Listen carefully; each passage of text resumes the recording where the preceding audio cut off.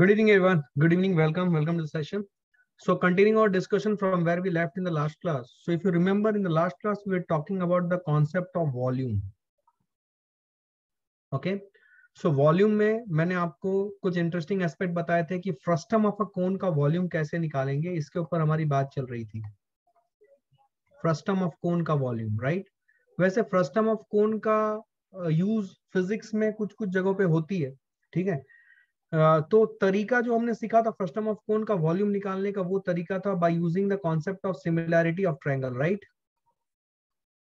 इसके ऊपर अगर आपने ध्यान दिया होगा, आपके मैथ्स में स्टैंडर्ड 10th लेवल में ऐसे कुछ क्वेश्चंस है. If you have solved R D. Sharma, if you have solved M L. Agarwal, ICSE board M L. Agarwal, R D. Sharma, Selina publisher या फिर एनसीईआरटी की टेक्स्ट बुक, वहां पे भी ऐसे क्वेश्चंस आपने देखे होंगे, right. So by using concept of similarity, we were able to find out the volume of frustum of cone. ठीक है. तो ये हमने लास्ट क्लास में निकाला था. अभी देखिए वॉल्यूम में कुछ इंटरेस्टिंग एस्पेक्ट्स क्या होते हैं. Let's try to understand few things more. देखो, पहला जो सबसे इंपॉर्टेंट एस्पेक्ट होता है कि सपोज हमारे पास एक लार्जर स्फीयर है. मान लो इसका रेडियस है कैपिटल आर. इसको हमने छोटे n इक्वल स्फीयर्स में तोड़ दिया. कितने स्फीयर्स में? n equal spheres. छोटे n इक्वल स्फीयर्स में तोड़ दिया. और हर एक स्फीयर की रेडियस क्या है? Small R. तो इन दोनों में कोई मुझे बता सकता है इन दोनों में क्या सेम रहेगा? ये large number of spheres, n equal spheres और एक स्फीयर में volume. Very good, very good. Volume same रहेगा. Volume will be same. ठीक है. In large sphere and in small sphere. इसके अलावा क्या मास भी सेम रहेगा? जो मास बड़े स्फीयर का है वही मास टोटल स्मॉल स्फीयर का भी होगा मिला के. ठीक है. ये मास वाला एस्पेक्ट फिजिक्स से आता है. मैथ्स में बहुत ज्यादा इसके बारे में बात नहीं होती है क्या, लेकिन इस वाले एस्पेक्ट को आपने समझा क्या? मास सेम रहेगा. जो लार्ज स्फीयर का मास है वही स्मॉलर जो n number of small equal spheres हैं उनका भी मास कॉम्बिनेशन में उसके बराबर ही होगा. ठीक है. आई होप यू गॉट दिस. अभी सुने, अगर मैं आपको ये स्मॉल आर और इस कैपिटल आर के बीच का रिलेशनशिप पूछूं, कैसे निकालोगे तुम?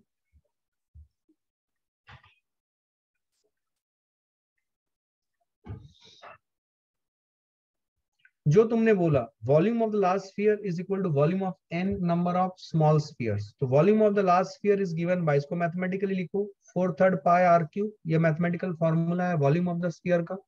That should be equal to small n into 4/3 into pi into small are का होल क्यूब. देखो 4/3 पाई कैंसिल करना है. अच्छा, एक और बात, मेंसुरेशन में एक टिप दे रहा हूं मैं आपको for your board examination and also for competitive examination में. मेंसुरेशन में never be in a hurry to make your calculations at each step. Always keep the calculations till the last, because mensuration में generally आपको ratio method use करना पड़ता है बहुत बार. तो बहुत बार ये 4/3 पाई, 1/3 पाई, ये सब चीजें कट जाती हैं, कैंसिल हो जाती हैं न्यूमरेटर और डिनोमिनेटर से. So never be in a hurry to do your calculations at each and every step in mensuration. Always do your calculation at the last. So you would see that many common factors would cancel from the numerator and denominator. क्या बात समझ में आ रही है? That would make your solution also very neat, clean, as well as chances of error reduces drastically. So keep that point in your mind. ठीक है. So 4/3 पाई मैंने कैंसिल कर दिया, तो हमारे पास आ रहा है, देखो, R cube by n is equal to small R cube. तो आर की वैल्यू आएगी R cube by n to the power 1/3. I hope all of you know this exponent, right. ये एक्सपोनेंट समझ में आ रहा है आपको? आर क्यूब ये बराबर है तो आर की वैल्यू ये आ जाएगी. तो ये अगर मैं सॉल्व करूं तो this will be R by n to the power 1/3. ये रिलेशनशिप आया स्मॉल आर और कैपिटल आर. समझे क्या? अभी तुम अकल लगा के मुझे बता सकते हो कि सरफेस एरिया किसका ज्यादा होगा? सरफेस एरिया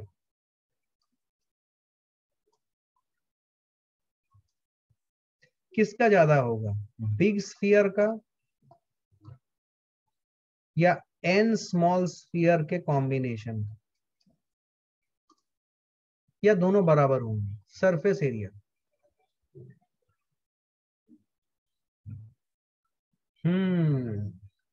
ये अच्छा सवाल है, किसका सरफेस एरिया ज्यादा होगा? दोनों इक्वल होंगे। ओके, चलो करते हैं। बिगर स्फीयर का सरफेस एरिया, कभी भी कोई भी सवाल देने से पहले मैथमेटिकली इसका कैलकुलेशन करना सीखो, rather than giving some answers right at the just किसी ने पूछा और आपने खट से आंसर दे दिया, it will not help. Rather what I would suggest that always try to solve it mathematically. क्या 4 pi are square is bigger sphere का सरफेस एरिया? स्मॉलर स्फीयर का सरफेस एरिया हो जाएगा, एक स्फीयर का सरफेस एरिया हो जाएगा 4 pi small are का होल स्क्वायर, इसको n के साथ मल्टीप्लाई कर देंगे, तो ये हो जाएगा n into 4 pi into are square which is R square by n to the power 2/3। क्या ये सबको समझा?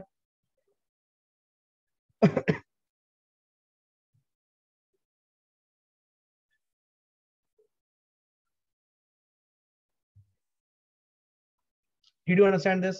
I will take a pause. Did you understand this? अगर यहाँ पे आप एक्सपोनेंट्स के रूल लगाओगे आपको कुछ नजर आएगा, n पावर 1 है और n टू द पावर 2/3 है। Can you write it as n to the power 1/3 into 4 pi are square?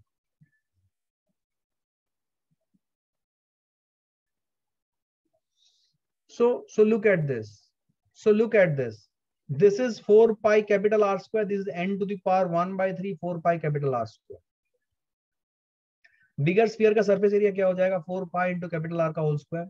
Smaller sphere, n smaller sphere का सरफेस एरिया क्या हो जाएगा, n into 4 pi small are का whole square. तो n into 4 pi small are का whole square करूंगा, it will be R square by n to the power 2/3। तो ये आ गया 4 pi are square n to the power 1 minus 2/3। ये समझते हो ना, एक्सपोनेंट्स क्लियर है? स्टैंडर्ड 9th एक्सपोनेंट्स 8th में किया है, 9th में किया है, इंडाइसेस एक्सपोनेंट्स। क्या इसको लिख सकते हैं n 1 minus 2/3? Everyone guys, so this becomes n to the power 1/3। क्या ये सबको समझा है? इंटू 4 पाई आर स्क्वायर की क्लैरिटी यही है।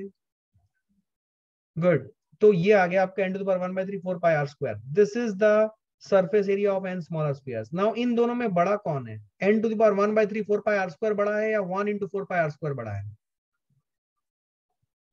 अब n we are talking about a large number, तो ये है 1 और ये n एक लार्ज नंबर है, तो उसका पावर 1/3 करेंगे तो we will see that we will get a number which is more than 1। तो which one is bigger, n to the power 1/3 4 pi are square is bigger as compare to 4 pi are square. तो आपका answer क्या होगा, किसका surface area ज्यादा होगा? n smaller spheres का surface area ज्यादा होगा as compare to bigger sphere. अब लॉजिकली सोचो, इसका मतलब ये कि अगर आपको 10th लेवल का क्वेश्चन अगर पूछा जाए तो आपसे ये पूछा जाएगा कि किस स्फीयर को पेंट करने में ज्यादा पैसा खर्च होगा, n स्मॉलर स्फीयर्स को या एक लार्ज स्फीयर को जिससे n स्मॉलर स्फीयर्स बना है। n स्मॉलर स्फीयर्स को पेंट करने में ज्यादा खर्चा होगा क्योंकि n स्मॉलर स्फीयर्स की टोटल सरफेस एरिया ज्यादा है। क्या क्लैरिटी है ये? आई hope you understood this right. समझे क्या सब लोग? Very good very good very good. अब देखो, ये एक वैरायटी ऑफ क्वेश्चन आता है, ऐसे क्वेश्चंस आपको मिलेंगे फिजिक्स में अप्लाई होते हुए। चैप्टर का नाम अभी इंपॉर्टेंट नहीं है, आपको शायद चैप्टर का नाम से कुछ समझ नहीं आएगा, लेकिन ऐसे सवाल हम पूछे जाएंगे फिजिक्स में कि एक स्फीयर से बहुत सारे स्फीयर बन गए, सो दोनों का क्या सेम होगा, मास सेम होगा, दोनों का वॉल्यूम सेम होगा, उससे आप स्मॉल आर और कैपिटल आर के बीच का रिलेशनशिप निकालोगे, सरफेस एरिया का कंपैरिजन पूछने के लिए बोला जाएगा, एटसेट्रा एटसेट्रा। क्या क्लैरिटी यही है?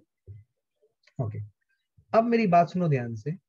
दूसरा जो एस्पेक्ट होता है जिसके ऊपर मेंस्ट्रुएशन के एस्पेक्ट से क्वेश्चन बनते हैं, वो है सपोज हमारे पास एक सिलेंडर है, concept comes from chemistry. Chemistry का एक छोटा सा कॉन्सेप्ट है, याद है, ductility can be drawn into thin wires, malleability can be drawn into sheets, याद है डक्टिलिटी एंड मैलिएबिलिटी, ये कॉन्सेप्ट आपने पढ़ा हुआ है स्टैंडर्ड 9th 10th में, पक्का होगा आपने पढ़ा हुआ है केमिस्ट्री में। तो मान लो ये हमारे पास एक सिलेंडर है, मान लो इसका डायमेंशन में देता हूं, इसकी लंबाई जो है, इसकी लंबाई है एल और इसकी रेडियस जो है ये कैपिटल आर, ठीक है। सपोज मैंने इस एंड से फोर्स लगाया और इस एंड से फोर्स लगाया और मैंने इसको कन्वर्ट कर दिया एक पतले वायर में, जिसकी लेंथ पता नहीं क्या है, बट जिसकी रेडियस हो गई r/10। तो इसका लेंथ कितना होगा? सिंपल सवाल, कैसे सॉल्व करोगे इसको? इसी को खींच के आपने ये बना दिया, तो इन दोनों में क्या सेम रहेगा? Equalise volume, very good. पहले वाले का वॉल्यूम कितना होगा? Pi into are square into L. दूसरे वाले सिलेंडर का वॉल्यूम कितना होगा? पाई इंटू r/10 का whole square into l dash. क्या दोनों का वॉल्यूम इक्वल है? तो जब आप इक्वलाइजेशन ऑफ वॉल्यूम करोगे, will you get pi are square l is equal to pi into r/10 का whole square into l dash. क्या ये समझे आप? Yes sir. Pi pi cancel हो गया, आर स्क्वायर कैंसिल हो गया, क्या एल डैश की वैल्यू आएगी 100 टाइम्स एल। ठीक है, L dash is 100 times L. क्या क्लैरिटी यही है? क्लियर है ये? So this is what we are seeing. The volume is equal. Volume is equal. So L dash has become 100 times L. ठीक है। अब सुनना मेरी बात ध्यान से। आपने फिजिक्स में स्टैंडर्ड 10th में करंट इलेक्ट्रिसिटी चैप्टर पढ़ा हुआ है, पढ़ा है क्या करंट इलेक्ट्रिसिटी चैप्टर? पक्का आपके बोर्ड्स में है, कोई भी स्टेट बोर्ड का हो, आईसीएससी हो, सीबीएसई हो, सबने पढ़ा हुआ है, राइट। करंट इलेक्ट्रिसिटी में आपने एक कॉन्सेप्ट पढ़ा हुआ है, रेजिस्टेंस का फॉर्मूला आता है रो इंटू एल बाई ए, पढ़ा है ये? मैं डायरेक्टली इस फॉर्मूले का यूज बता रहा हूं आप। हम इसमें बहुत सारी चीजें देखेंगे बाद में, do not worry about it. फिलहाल मैं कुछ बेसिक मैथ्स के एस्पेक्ट आपको समझाने की कोशिश कर रहा हूँ। R is equal to rho L by A, right guys? या तो देखो, मटेरियल तो वही रहा, कॉपर का मान लो ये वायर था, जो हमने खींच दिया तो ये कॉपर का ही रहा, कॉपर चेंज नहीं हुआ। इसका मतलब रेजिस्टिविटी में कोई फर्क नहीं पड़ेगा जब हम यहां से यहां जाएंगे तो, यस और नो? लेकिन एल और ए में फर्क पड़ गया। तो what is resistance initial? Is it rho into L upon A which is pi into are square, right guys? Right guys? What is resistance final, guys? Is it rho? Rho will remain same, it will not change. Rho resistivity, याद है? पक्का पढ़ा होगा आपने resistivity.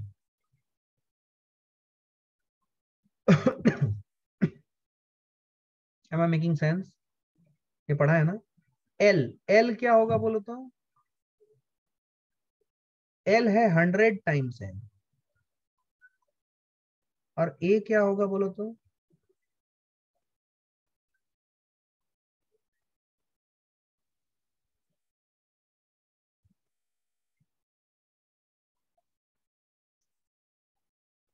क्या आप मुझे बता सकते हो, ये आपने रेजिस्टेंस इनिशियल रेजिस्टेंस फाइनल निकाल लिया, क्या आप मुझे बता सकते हो what is percentage change in resistance? ये सवाल मैं पूछ रहा हूं, percentage change in resistance. Do you understand percentage change? कुछ फिजिक्स के भी एंगल बता दूंगा यहाँ पे आपको, आपके एग्जाम्स के लिए हेल्पफुल रहेंगी। लेकिन पहले तो मुझे बताओ परसेंटेज चेंज इन रेजिस्टेंस कैसे निकालोगे? आप देख रहे हो ना, ये मैथ्स के एस्पेक्ट है, इससे क्वेश्चंस आते हैं फिजिक्स में। परसेंटेज चेंज इन रेजिस्टेंस कैसे निकालोगे? परसेंटेज चेंज इन रेजिस्टेंस का फॉर्मूला कोई बता सकता है मुझे? R final minus are initial upon are initial into 100, right? This is what we are having. अब इसको सॉल्व करने का तरीका क्या है? Is this what is the percentage change in resistance everyone? या इसको सॉल्व करने का तरीका क्या है? सुनना ध्यान से। आप सबने रेशियो पढ़ा है, रेशियो। मैं आपको देखो छोटे छोटे मैथ्स के एस्पेक्ट से सिखा रहा हूं कि कैलकुलेशन कैसे करते हैं। रेशियो आपने पढ़ा है, रेशियो पढ़ा है, रेशियो पढ़ा है, प्रोपोर्शन पढ़ा है, याद करो 9th में पढ़ा हो,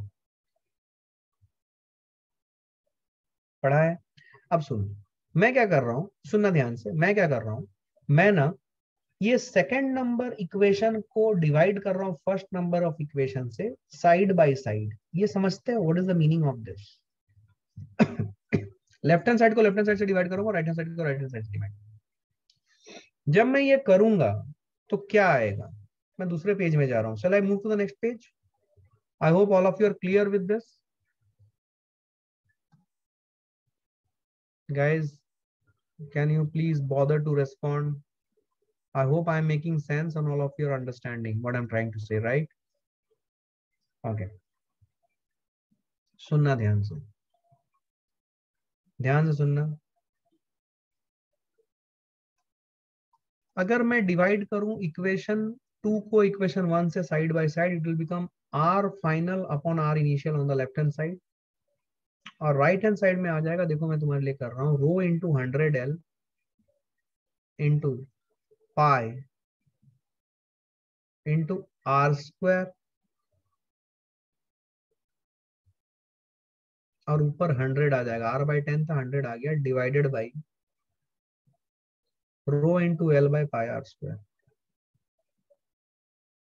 मैंने आपको बोला था never be in a hurry to cancel out things in physics और इन मैथ्स, पर्टिकुलरली ऐसे सवालों में देखो, क्योंकि never be in a hurry to calculate things, always do the calculation the last step, it will help you to give neat answers. देखो pi square cut गया, क्या rho L cut गया, तो वैल्यू आ रही है देखो 100, देखो 100 इंटू 100, तो आपका आंसर क्या आएगा? आपका आंसर है r final is equal to 10,000 times r initial आ गया। तो आर फाइनल जब 10,000 टाइम्स आर इनिशियल आ गया, now you can use this to calculate this. तो are final is 10,000 times r initial minus are initial upon are initial into 100, तो ये कितना हो गया? 9,999, 9,999, समझ में आता है? इंटू 100 इज इट 9,999% आ गया, इतना परसेंटेज चेंज आया इंटू 100 जब आपने किया। So it's a big number, 9,999% change आया। ठीक है, क्या ये समझे? ये तुम्हारा परसेंटेज चेंज आया वैल्यू का। तो जब आपने इसको, इसका रेडियस r बाई 10 कर दिया, ध्यान से देखो उसका परसेंटेज चेंज कितना आ रहा है, दिख रहा है? 9,999% आया। आपको दिख रहा है ये? क्या क्लियर है ये? So this is what is your answer, इतना परसेंटेज चेंज इन रेजिस्टेंस आया। क्या क्लियर है ये फंडा? अच्छा, अब सुनना मेरी बात ध्यान से। यहाँ पे ना एक चीज मैं बताता रहा हूँ, एक टिप दे रहा हूं तुम्हें, तुम्हारे बोर्ड्स के लिए। सुने, क्या रेजिस्टेंस होता है रो एल बाई ए गाइस? अब जो मैं बोल रहा हूं उसको फील करना। देखो रो किसके ऊपर डिपेंड करता है? रो डिपेंड्स ऑन मटेरियल। कॉपर का अलग रो होगा, एल्यूमिनियम का अलग रो होगा, स्टील का अलग रो होगा, तो मटेरियल के ऊपर रो डिपेंड करता है। लेकिन ये जो एल और ए है, ये बहुत खतरनाक चीज है। मैं जो बोल रहा हूं उसको सुनना। मैं ये बोल रहा हूं, टिप क्या दे रहा हूं सुनना। You can decide L and A only when direction of flow of current is identified। क्या मतलब हुआ सर? सुनना, देखो सपोज मेरे पास एक क्यूबॉइडल ब्लॉक है,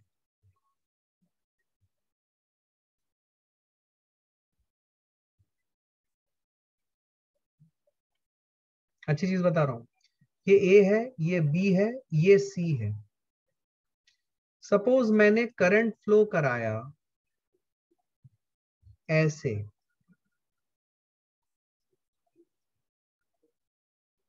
सपोज मैंने करंट फ्लो कराया ऐसे,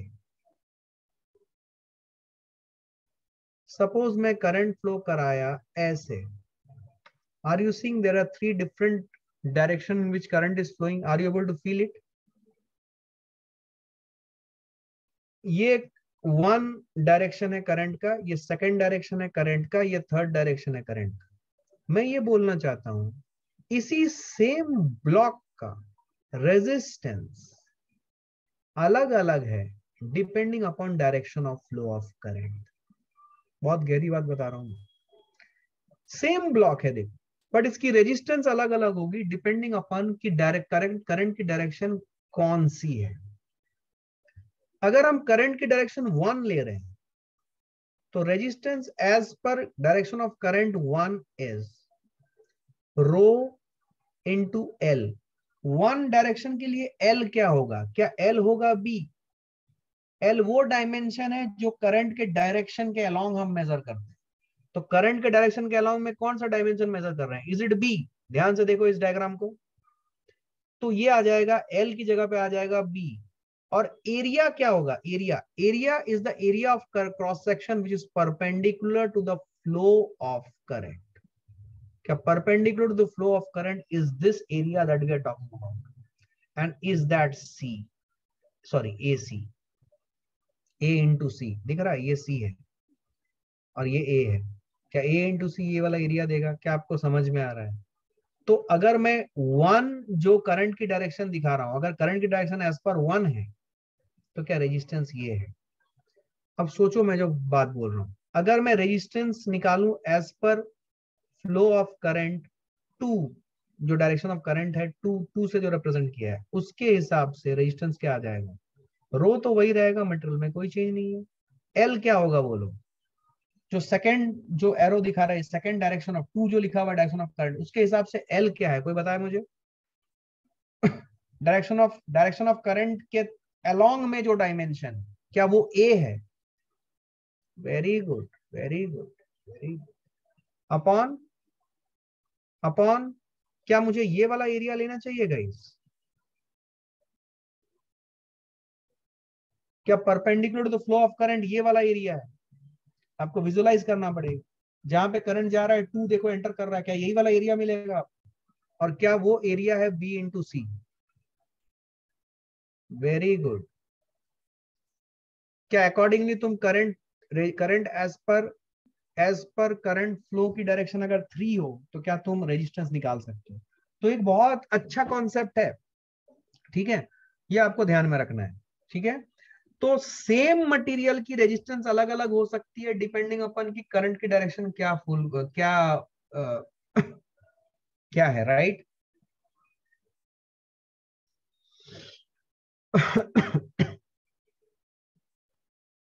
यस, अंडरस्टूड। ये देखो,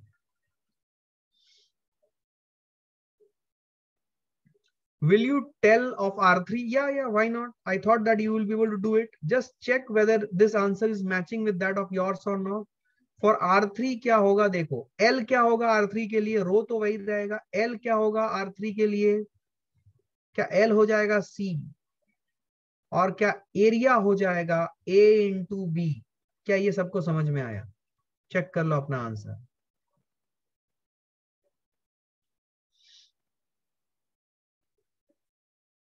very good. Now people are applying their mind. बच्चे का सवाल सुनो, बच्चे ने बोला सर अगर इसका मतलब यूनिफॉर्म अगर क्यूब रहा क्यूबॉइड की जगह पे, तो क्या हम किसी भी डायरेक्शन में फ्लो करा रहे करंट, क्या रेजिस्टेंस सेम रहेगी? तुम बताओ, अगर क्यूब रहा क्यूबॉइड की जगह पे।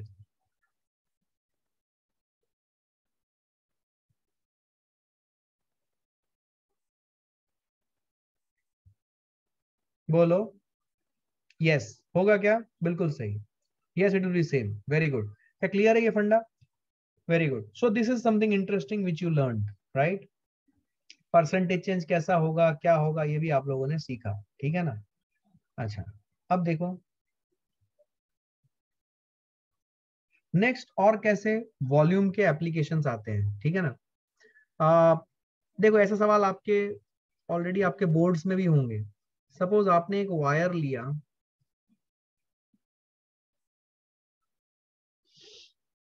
ये वायर की लंबाई सपोज L है, ठीक है। आपने इस वायर की लंबाई को डबल कर दिया खींच के, डबल कर दिया खींच के, इट्स लेंथ इज डबल्ड। आपसे पूछा गया find percentage change in resistance. ये क्वेश्चंस है आपके सिलेबस में अगर आप ध्यान दिए होंगे, और ये सब आप आगे जाके फिजिक्स में भी करते हो। तो मैं यहाँ पे कुछ सिखा रहा हूँ, ध्यान से सुनना। रेजिस्टेंस का फॉर्मूला क्या है? रो एल बाई ए। क्या एक टिप दे रहा हूँ, देखो तुम्हें अच्छा लगेगा, तुमको लगेगा वाह अच्छी बात बताई सर ने, काम आएगा। सुनो ध्यान से यहाँ।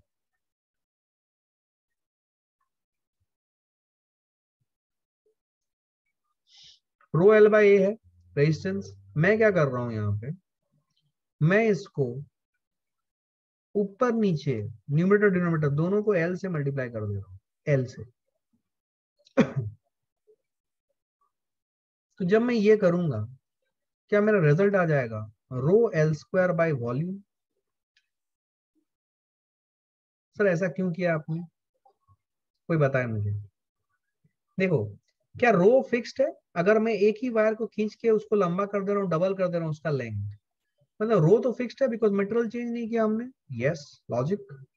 दूसरा, अगर मैं एक इसी वायर को खींच के डबल कर रहा हूं, वॉल्यूम में भी कोई फर्क नहीं पड़ा। इसका मतलब रो बाई वी का जो रेशियो है ये कांस्टेंट रहने वाला है।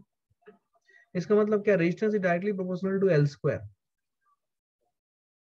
तो सुनो, resistance initial is it equal to rho by V into L square, and resistance final is it rho by V into 4L square. अरे यार कितना आसान हो गया यार। एक सेकंड एक सेकंड एक सेकंड एक सेकंड एक सेकंड, देखो अभी कुछ बच्चों के क्वेश्चंस कुछ अलग आ रहे हैं। सर आर भी सेम रहेगा क्या? आर सेम नहीं रहेगा बेटा, आर चेंज हो जाएगा ना। अगर मैं इन दोनों में बेसिक मेंसुरेशन लगाऊं, अगर दोनों का वॉल्यूम सेम है सिलेंडर का, तो आर चेंज होगा ना। बट मैं आर से इंडिपेंडेंट कर दे रहा हूं, आपको वो कैलकुलेशन करने की जरूरत नहीं है। आपको पता है वॉल्यूम कांस्टेंट होता है। सुनो, मेंसुरेशन का कॉन्सेप्ट है, आपको पता है वॉल्यूम कांस्टेंट होता है। मैंने किया क्या, रो एल बाई ए किया और उसको एल और एल से मल्टीप्लाई कर दिया ऊपर नीचे। So once I do this, I am getting rho L square by V. I know V is constant. मैं ओरिजिनल वायर को खींच के जब उसको लंबा कर दे रहा हूं, वॉल्यूम में कोई फर्क नहीं पड़ा, वॉल्यूम इज कांस्टेंट। और रो में भी कोई फर्क नहीं पड़ा क्योंकि मटेरियल सेम है, मटेरियल चेंज नहीं हुआ। यस और नो? मटेरियल चेंज नहीं हुआ, राइट गाइस? क्लियर है ये? यस और no? Just give me a moment.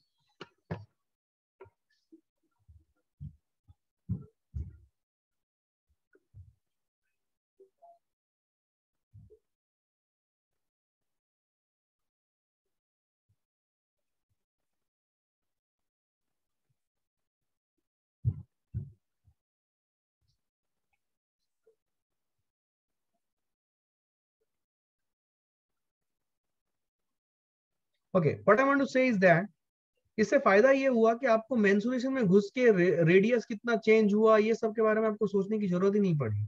Otherwise आप क्या करते, एल चेंज हुआ, ए चेंज हुआ, वो सब लिखते। आपको वो लिखने की जरूरत नहीं है। Don't you think it's a smarter वे? हाँ यार, इट्स अ स्मार्टर वे, क्योंकि अपने को ये सोचना ही नहीं पड़ रहा बेटा रेडियस कितने से चेंज हुआ, फिर उसको ए की वैल्यू को रिप्लेस करने की जरूरत ही नहीं है। वो काम पूरा बच गया अपना। समझा? समझा कि नहीं समझा? अब बताओ, आर इनिशियल ये है, आर फाइनल ये है, परसेंटेज चेंज इन रेजिस्टेंस बोलो। समझा? क्या percentage change is always R final minus are initial upon are initial into 100? अच्छा, करेक्ट। तो are final minus are initial upon are initial अगर मैं करूंगा, it is rho by V L square. मैं common ले रहा हूं, 4 - 1 ये 3 हो जाएगा, upon are initial is rho by V upon L square into 100। ध्यान से देखो, रो बाय वी कट जाएगा, क्या आंसर आया? 300%।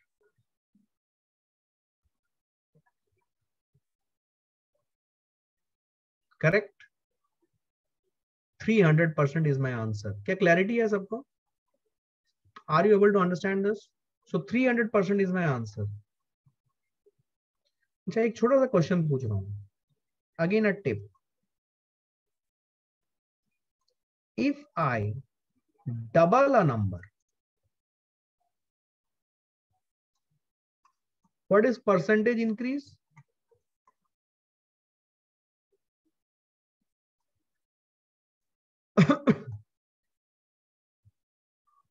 %300 is the answer, not 3%.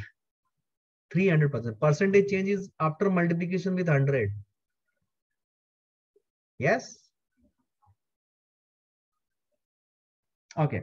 If I double a number, what is the percentage increase? Ah. If I double a number, what is the percentage increase? Answer is 100%. 200% कैसे? 200% गलत है भाई. Suppose number x है, double कर दिया 2x, तो percentage increase क्या होगा? 2x minus x upon x into 100 ना. क्या रिजल्ट आएगा? 100%.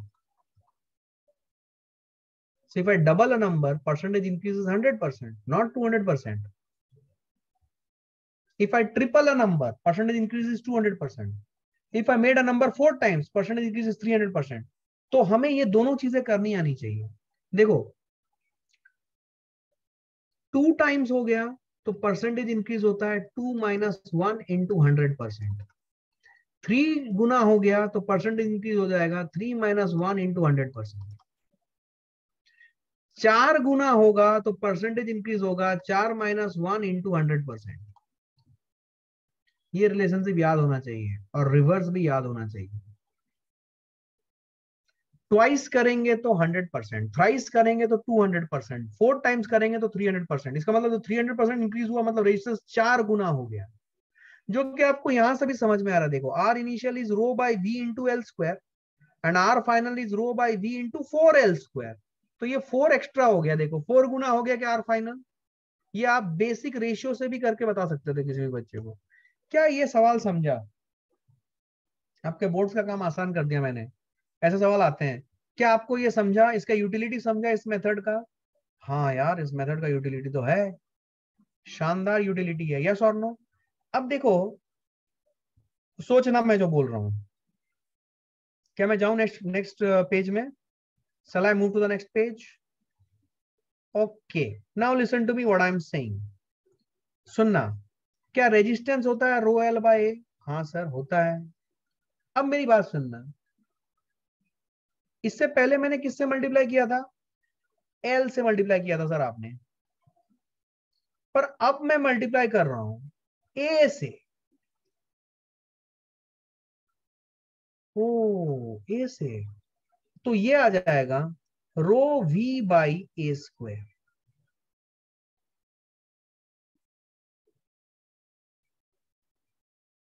सवाल कैसे बनेगा? सवाल देखो. सपोज एक सिलेंडर है, सिलिंड्रिकल वायर है रात. ये सिलिंड्रिकल वायर का area of cross section A है. सपोज हमने एरिया ऑफ क्रॉस सेक्शन को हाफ कर दिया.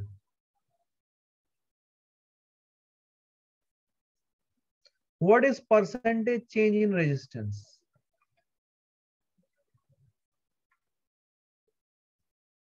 अच्छा, अगर एरिया को मैंने हाफ किया होगा तो नीडलेस टू आस्क इसकी लंबाई बढ़ गई होगी, राइट?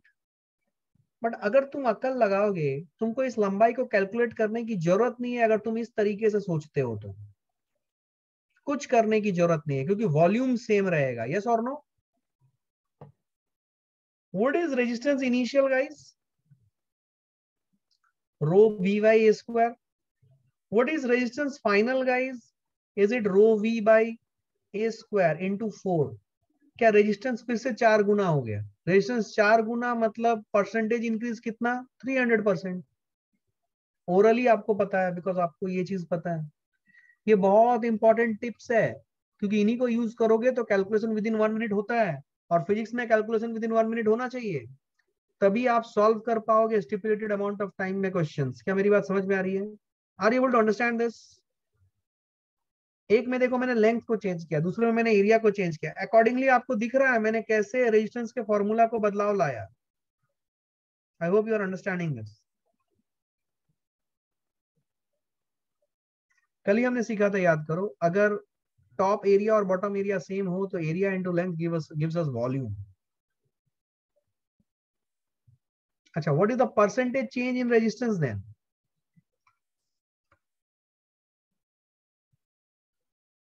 Is it 300% guys? मैं डायरेक्टली लिख दे रहा हूं विदाउट डूइंग कैलकुलेशन। यहां पे मैंने बताया था 4 गुना हो जाएगा रेजिस्टेंस तो 4 - 1 × 100 दैट इज 300%। क्या 4 गुना हो गया है? Resistance initial is this and resistance final is rho V by A by 2 का होल स्क्वायर। क्या 4 times rho V by A square? 4 गुना हो गया ना।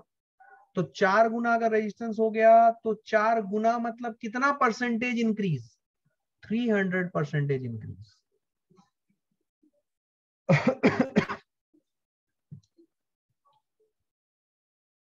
ठीक ठीक। ये देखो और एप्लीकेशन देखो, तुमको अच्छा लगेगा। मुझे एक बात बोलो, ये मान लो एक सिलेंडर है, ये सिलेंडर में मैंने पूरा पानी भरा हुआ है, पूरा 100% पानी भर दिया मैंने, पूरा पानी भर दिया और मैंने कर दिया इस सिलेंडर को टिल्ट, ऐसे लिटा दिया, टिल्ट तो नहीं, लिटा दिया ऐसे। तो ऑब्वियस सी बात है क्या वाटर अभी भी इस कंटेनर को पूरा भर देगा?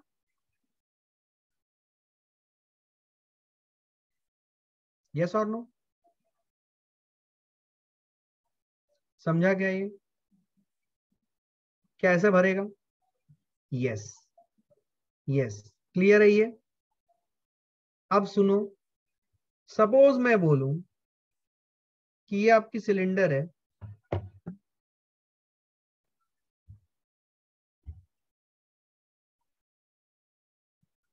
जिसमें लिक्विड मान लो h/2 हाइट तक भरी हुई है।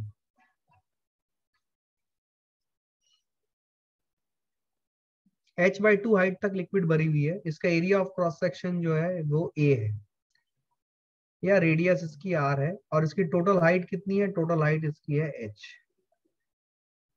एक छोटा सवाल दे रहा हूं, देखो तो अकल लगा पाते हो कि नहीं। अगर अभी मैंने इसको ऐसा टिल्ट कर दिया या लिटा दिया ग्राउंड पे, तो क्या तुम मुझे बता सकते हो इसमें वाटर का शेप कैसा होगा? How do you think would the shape of water be? सोच के बताना, अक्कल वाला सवाल है ये इसका सेंटर लाइन है। ट्राइंगल। ये जो शेप होगा, ये शेप कुछ ऐसा होगा, देखो।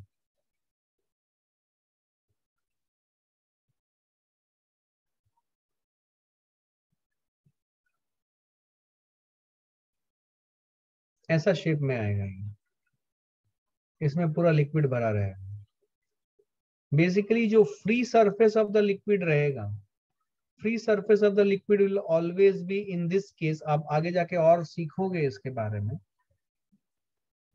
जो free surface of the liquid होगा वो यू नो वो वो perpendicular to acceleration due to gravity होगा। क्या एक्सलरेशन ड्यू टू ग्रेविटी की डायरेक्शन ये है?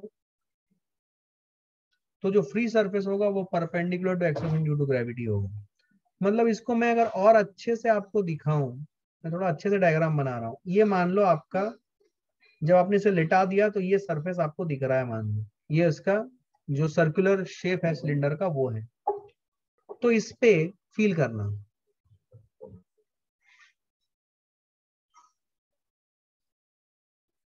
इस पे लिक्विड जो है वो ऐसे रहेगा कुछ, और ये लिक्विड जो है ये लिक्विड ऐसे एक्सटेंड होगा। क्या आपको फील आ रही है? ऐसे ऐसे एक्सटेंड होगा ये। मैं वो पीछे साइड वाला सिलेंडर नहीं बना रहा हूं। Are you getting a feel of things? ये सिलेंडर ऐसे गया हुआ है, ये ऐसे जाएगा, और दूसरे एंड में जो सर्कल रहेगा उसमें भी यही पर्टिकुलर शेप वो लेगा। क्या ये बात समझ में आ रही है मैं क्या बोलने की कोशिश कर रहा हूँ? Are you all getting a feel of thing? ये समझा क्या?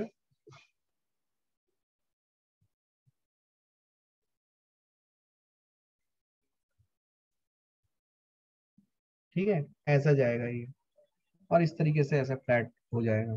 समझ में आ रही बात? या अब अगर मैं आपसे पूछूं कि कितना हाइट तक ये वाटर भरेगा यहाँ पे, कितना हाइट तक? Suppose if I ask you ये हाइट कितना है, बोलो। मेंसुरेशन का सवाल कर रहा हूँ, स्टैंडर्ड 10th लेवल का। ये हाइट निकालने के लिए आप क्या करो? देखो, ये जो भी एरिया है, ये एरिया इंटू एच। सुनना, ये जो भी एरिया ऑफ क्रॉस सेक्शन आ रहा है, ये जो एरिया हमने बनाया है ये वाला, मैं इसको हाईलाइट करके दिखा रहा हूँ रेड कलर से, ये जो लिक्विड से वेटेड है, WET, जो इसको लिक्विड ने वेट किया है, ये एरिया, इसको मैं बोल रहा हूं ए, इंटू एच। एच क्या है? Total height of the container. क्या ये होना चाहिए pi are square into h by 2? क्या ये समझा? हर बच्चे से मैं पूछ रहा हूं जो यहाँ पे प्रेजेंट है। और अगर ऐसा हुआ तो बताओ क्यों ये सही है? क्योंकि जो टोटल वॉल्यूम ऑफ वाटर है इस कंटेनर में, क्या उसमें तो कोई तब्दीली नहीं आई। जब आप इसको ऐसे रख रहे हो या इसको पलट दे रहे हो, total volume of the container is not changing, total volume of water in the container is not changing. So total volume of water in the container initially was pi r square h by 2. Yes or no guys? और उसके बाद ये हो गया a into H के बराबर। तो जब इन दोनों को इक्वल करोगे तुम देखोगे, तुमको तुम्हारा दिमाग एकदम खुल जाएगा, तुम बोलोगे वाह क्या बात है, क्या एच एच कट गया। सो देखो a की वैल्यू जो आई, ये आई पाई आर स्क्वायर बाई 2, ये वैल्यू आई। मतलब ये जो एरिया ऑफ क्रॉस सेक्शन आया, ये जो पूरा सिलेंडर है, ये सिलेंडर का आधा को भर देगा वो। मतलब ये जो लाइन है बेसिकली, अगर हम देखें, वो डायग्राम में क्लियर नहीं था पहले, अब मैं डायग्राम को और अच्छे से अगर बनाऊं तो will it be something like this guys. ये देखो, ये था मेरा सिलेंडर का base which is circular, right? ये देखना, समझ रहे हो क्या guys? Guys everyone, are you understanding? मजा आ रहा है? मजा आना चाहिए, शानदार चीजें हैं ये सब। क्या यहां तक लिक्विड भरेगा?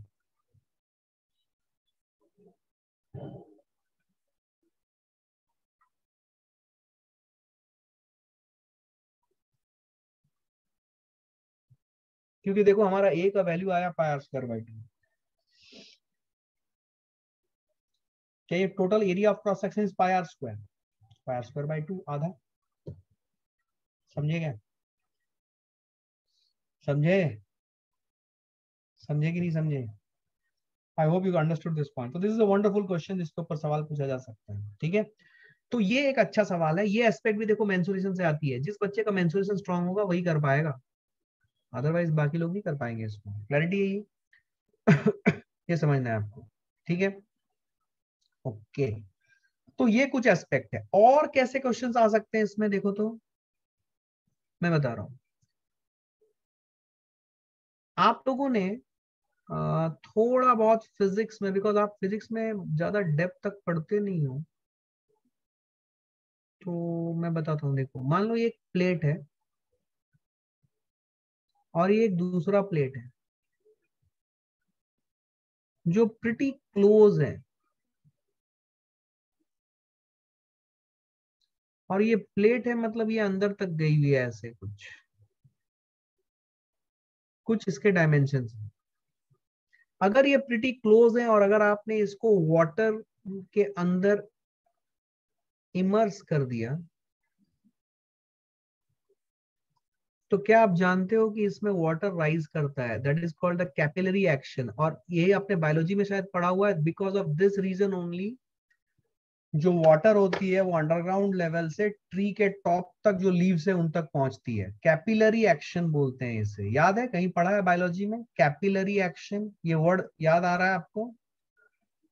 With the help of this action only you can understand that this is so important a force in nature that the survival of trees and other flora and fauna would have been difficult if these force would have been absent. Yes or no?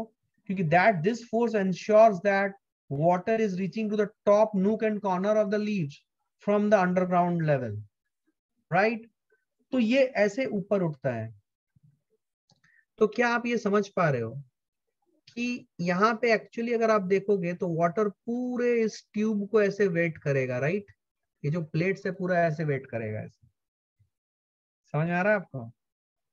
ऐसे wait करेगा। तो अगर मैं बोलूं height h तक liquid उठा है ऊपर, तो और अगर मैं इस कर्वेचर को for the time being negligible मान लेता हूं, तो ये कितना वॉल्यूम ऑफ वाटर ऊपर उठा है, नेग्लिजिबल कर्वेचर मान लेता हूं, मतलब इसको स्ट्रेट मान लो, तो कितना वॉल्यूम ऑफ लिक्विड ऊपर उठा है? क्या आप ये बता सकते हो? वॉल्यूम ऑफ लिक्विड कितना ऊपर उठा है? ट्यूब और ये जो प्लेट्स की लेंथ है अंदर की तरफ जो जा रही है वो L है, मान लो। कितना होगा बता सकते हो?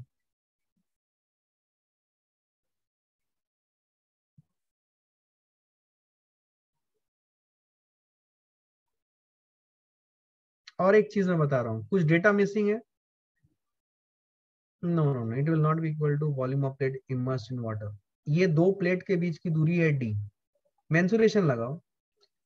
क्या अगर मैं इसको इसको ऑलमोस्ट एक स्ट्रेट लाइन मान लेता हूँ, जो मैंने आपको एज्यूम करने के लिए बोला है, ऑल्दो इसका कुछ कर्वेचर होता है, उसके बारे में हम बाद में पढ़ेंगे।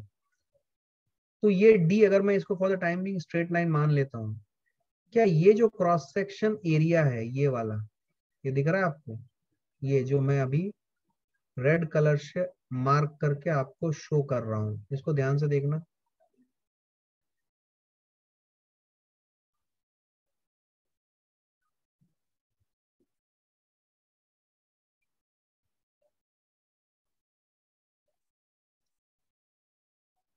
इसका एरिया ऑफ क्रॉस सेक्शन कितना होगा बोलो?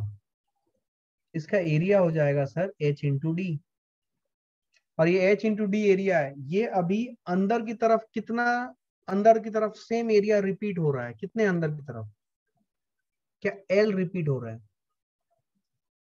L रिपीट हो रहा है मतलब L डेप्थ अंदर की तरफ गया हुआ है। इसको मैंने ऐसे बनाया है, आप इसको इमेजिन करो कि ये जो ट्यूब है, ये ट्यूब अंदर की तरफ L लेंथ तक गया हुआ है, और दो प्लेट में बीच की दूरी है d, और दोनों में हाइट h तक वाटर ऊपर उठा है, हाइट h तक वेट कर रहा है इस प्लेट्स को, दो प्लेट्स को।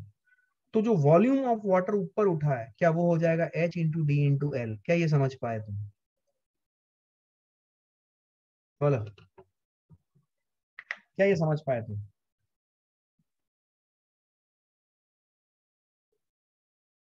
बोलो, क्या ये समझ पाए तुम?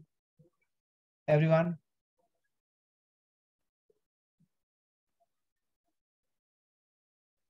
क्लियर है ये? क्लियर है ये? अभी देखो इसका utility, sir like length breadth and height. या like length breadth and height, बिल्कुल सही। अगर तुम इस चीज को इमेजिन करोगे तो तुमको ये चीज ऐसे निकल नजर आएगी। Very good observation. Like length breadth and height, बिल्कुल सही। Like length breadth and height, that's what is happening here. Imagine करो इसको, देखो मैं बता रहा हूं। क्या तुम एक वाटर क्यूबॉइड इमेजिन कर पा रहे हो? ये दो प्लेट के अंदर ये वाटर क्यूबॉइड है, एक्चुअली इसके अंदर वाटर है।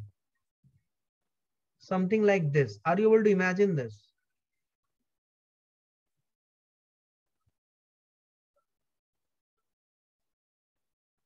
समझ आ रहा है कि मैं क्या कर रहा हूं?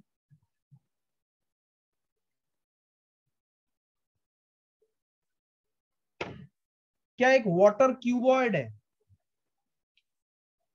इन दो प्लेट्स के बीच में? तो इस वाटर क्यूबॉइड का वॉल्यूम निकालना है। तो ये एरिया ऑफ क्रॉस सेक्शन है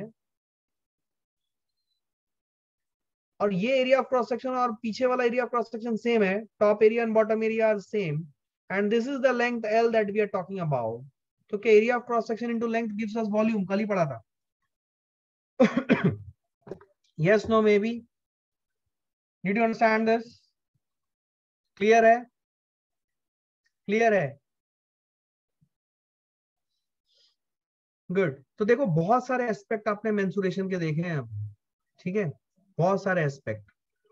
अभी देखो ये सब हार्डकोर फिजिक्स के कॉन्सेप्ट्स हैं जो फिजिक्स के अलग अलग जगहों पे मैं आपको बताता चलूंगा कि कैसे इसको यूज करना है। क्या क्लियर है ये फंडा? समझ में आई बात? Fine. So what I will do now, I will stop here today and we will continue our discussion tomorrow on this. So tomorrow also you will get the meeting link, join it tomorrow। mensuration अभी खत्म करेंगे, mensuration का जितना basic मुझे बताना था मैंने बता दिया, एक रफ कट आइडिया हो गया। कल हम लोग स्टार्ट करेंगे coordinate geometry, another very interesting thing in maths, and we have tremendous use of coordinate geometry in physics, so we will see those aspects also, and basics of coordinate geometry को आगे बढ़ाएंगे। Clarity है ये? So tomorrow we will meet again at the same time, so stay tuned. Bye guys, take care.